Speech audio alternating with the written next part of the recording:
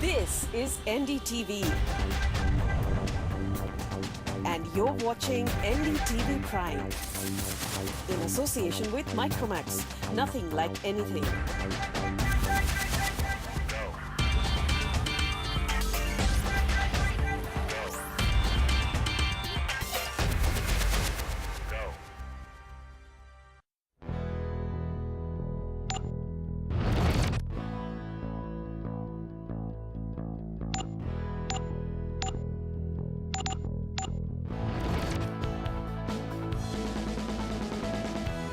Hello and welcome to Heads Up.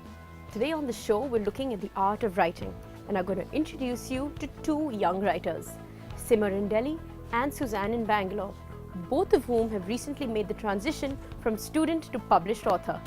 First up, let's take a look at Simar's story.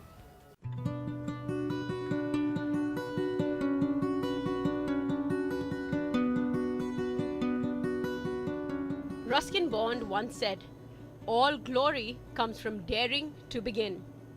That's exactly what 17-year-old Simar Malhotra did.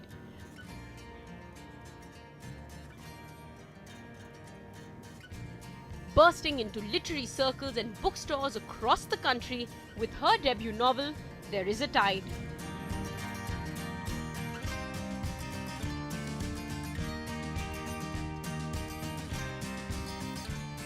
Simar's love for writing took her to the US when she was in class 11, where she enrolled herself at Yale University to take a Shakespeare and writing course. It was at Yale where the seeds of her book were sown. I used to always write. I used to journal in my diary, but then I used to write for myself. I never showed it to anybody or whatever. But then I went to Yale, and over there I did this writing course, and I didn't have a choice. I had to show it to my peers and my professor. So it was like the first time I had an audience. And my professor was super motivating. He was like, "No, you write so well. You must, do something about it." And so, he was very motivating and inspirational. And then I used to, even in Yale when I was there, I used to diary and, I wrote about the campus and the people and, whatever I saw. And then when I got back home, and I was flipping through it, I'm like, why not try and, weave it into a story? Let's see where, it goes. There Is a Tide is a semi-fiction novel set across the landscape of the US and New Delhi that explores how the power to change the country lies in the youth. A work that has definitely made Simar's grandmother very, very proud. मुझे तो बहुत अच्छा लगा, इतनी खुशी हुई कि ये चमत्कार कैसे हो गया। जब मैं इसके पास जाती थी, देखती थी, तो ये मेरे को देख के नीचे मुंडी कर लेती थी और कहती थी, दादी मैं सो रही हूँ। फिर मैं इसका सिर ऊपर करके इसको कुछ खाने को देती थी। बस पता नहीं अकेले में और बैठ के क्या करा इसने। जो उसका चमत्कार देखा तो मुझे बहुत बहुत खुशी हुई, मैं कुछ कह नहीं सकती।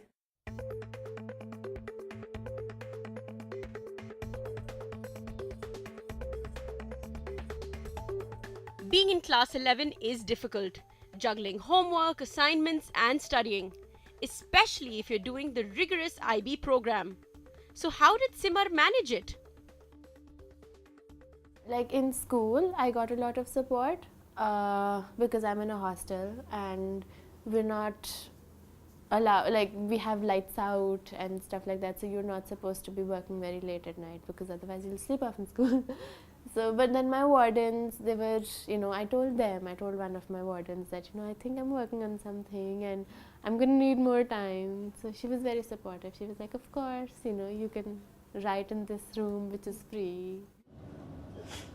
Simar began writing her book in August 2013.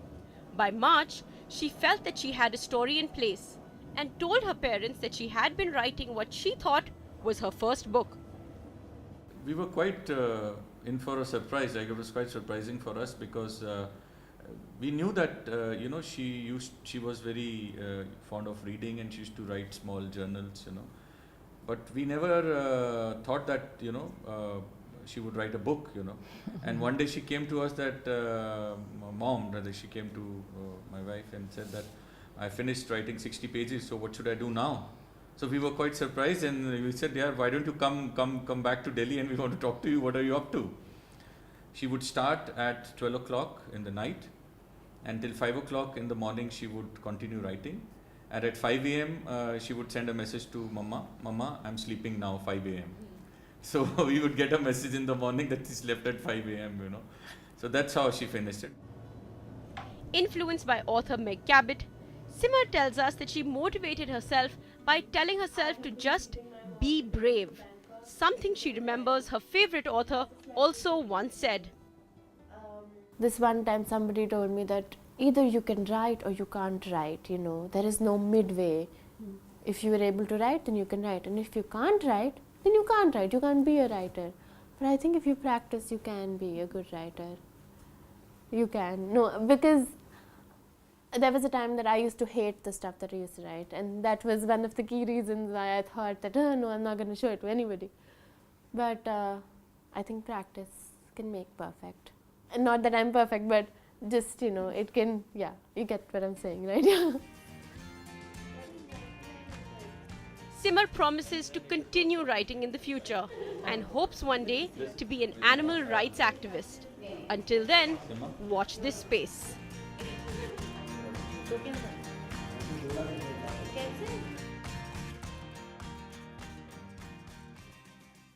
That was Kriti with young writer Simar from Delhi, living every writer's dream. From here in Bangalore, I have another young author, Suzanne Sangi, who published her first book when she was just 17. It's not easy earning your name as a writer at that young age. Here's how she did it. Suzanne Sangi is studying communications at Mount Carmel College in Bangalore. Just like any other average 19-year-old, she has her pick of favorite things to do, whether it is reading, shopping, or just hanging out with her family and friends. But there is one thing that sets Suzanne apart from the crowd. She is living every aspiring writer's dream. At just 19, Suzanne is a published author. The strangest thing was when I started off writing, I had a completely different plot in my head. And then the actual story came out when I just wrote it. Like, I did not have an actual plot when I wrote it, and I just went on, and one line led to another, and yeah, so that's how I wrote the book. Suzanne had never imagined that her book would get published when she had started writing it right after her class 10 exams. She was 15 years old and had decided to pen a small plot revolving around what was still a growing force at the time, Facebook. She eventually fleshed out the idea. She spent sleepless nights every night for 2 years writing and rewriting the words. All the time not knowing that what she was creating would soon turn out to be a book. Actually, it took a little while for me to come to know that she was writing this book. Of course, she used to stay awake late night, and as parents, obviously, when your child stay awake late night, and you're curious to know what she was doing. And then one day she showed me, and she asked me to read what it is, and then I realized that she was into this project. But that time also she didn't really tell me that she's planning to bring out a book like that. But then I said, yeah, baby, this is very interesting. What's the novel all about? Facebook Phantom revolves around teenager Sonali, her two best friends, and of course, Facebook. The story is a paranormal romance whose main character, Sonali, meets a mysterious stranger called Omidan on Facebook and falls in love with him. The plot of the book thickens when she and her friends learn that Omidan is not a real person, but a ghost. The plot is basically about three friends, and the protagonist, Sonali, she meets this stranger on Facebook, and initially it's a very friendly chat, and then it turns out to be really weird, and she finds this person really mysterious, and he does not turn out to be what she thinks he is. Three friends because that is actually kind of like my ideal idea of friendship, of a group of three friends. So that's something I had in school as well. We were three friends, so that was also part of what inspired me to write about three friends in particular. Once Suzanne's friends read the draft she had written, they persuaded her to send it to the publishers. Still unsure, but once she got the go-ahead from her parents, she began mailing different publishers. Two turned her down, while she hit gold with the third. Duckbill saw promise in her work. How easy was it to get published? Suzanne says it had a lot to do with luck as well as hard work. Once I finished the book, I was kind of very reluctant to actually even tell people that I'd written a book because I was only 16 and I was like, nobody take me seriously. Then I gave my script to 2 friends and they were really excited about it, and then they told me to send it to a couple of publishers, and the 3rd publisher accepted it, and it was sort of a huge surprise for me. But then so that's how it went about. Suzanne Sangi's Facebook Phantom has reached out to most major stores across the country. It has shipped over 2,200 copies so far and retails at Rs 199. So those were the stories of Simar and Suzanne, and we're now joined by their publishers. With me is Dipakar Ghosh from Rupa Publications and Shayoni Basu from Duckbill. From the point of view of a publishing house, what makes you sign on a young writer? Is there a bit of risk or wariness that you have before you take them on because they're young? Well, I don't think there's any difference really. It all depends on the story, on the manuscript that they've set in. And in a sense, the parameters for judgment are exactly as they would be for a manuscript written by an older person. It has to be a good story, it has to have compelling characters, the writing must draw us in. So in that sense, the standards are absolutely the same. And in terms of risk, no, not really. Okay. In fact, if anything else, one is always guaranteed a little bit of publicity if the author is young. Yeah, for sure, makes sense. And what sort of help does a publishing house give to a young writer? They come in with the manuscript, and if you take us through a bit of the process, what sort of guidance would you give them? See, the guidance thing is something which, there's not too much hand-holding. We as publishing houses, we are in the business of selling books, right? So whether it's a book by someone who's young and someone who, so the kind of time we invest would depend on the quality of the manuscript. If the book is something which would need some careful intervention to enhance its appeal, we would definitely do that. Okay. Irrespective of whether it's what the age of the person is. So essentially that. Again, when it comes to a manuscript which has been accepted, it's exactly the same as an adult author. There is no mentoring involved. Obviously, once we have accepted the manuscript, it means that it is good enough for publication, and whatever changes or any restructuring which needs to be done is exactly the same as with an older author. One thing I will add there is, in dealing with, as editors, the way we deal with them, actually it's much easier to deal with younger authors because they're more receptive to our ideas. The more set you are in your ways, it's really, there are arguments which kind of, there are authors who would want to kill me after that argument. So, you don't have those kind of arguments with younger authors. So that's a huge plus. I think that's no younger author. One of the younger authors I've edited was fairly fixed in her ideas. Oh yeah? Yeah. And you go both ways. If they're like teenagers, they can be So, like, no, this is definitely my story. I'm not going to budge or change. So I think it's personality. I don't think age has very So much to do with somehow I've seen the large majority of people, they're more receptive to this thing because something which is a new ad. Especially the published ones, my God, the older ones published. What would be your tips to young writers or people who just enjoy writing? What should they be doing before they approach a publishing house? Write. Reread it. Write some more. Let it sit for 3 months. See, writing has to be for the pleasure of writing. I think way too many people are now writing with an eye to getting published. And possibly CV value, which is really not a good reason to write. And it almost always shows in your writing. Is it easy to differentiate between those people once they come to you? When you read, you do read a manuscript and think that if somebody really cared about their writing, they wouldn't have sent this in. Okay, yeah.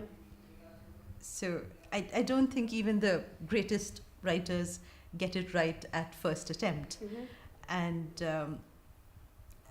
I think, this is again equally applicable to younger authors and older authors. That when you write something, write it, let it sit, work on it, make sure that it's the best that you can do before you send it to a publisher. What about you? What would be your tips? Like Shani is saying, it's something which you need to kind of let that thing simmer. You need to also get feedback from people close to you, not very close to you, because they're not always objective. Yeah. So you need to get really get some advice from if not people in the profession, then at least people who are in related fields. Show people you're writing. Exactly. So so that you get some feedback and develop the book. And there are no shortcuts to success. So keep that in mind. Yeah. So anything that you write, anything that you want to convey, keep the reader in mind. Don't focus on yourself. Keep the reader in mind. Take the reader along in that journey. That is very important. That is the key.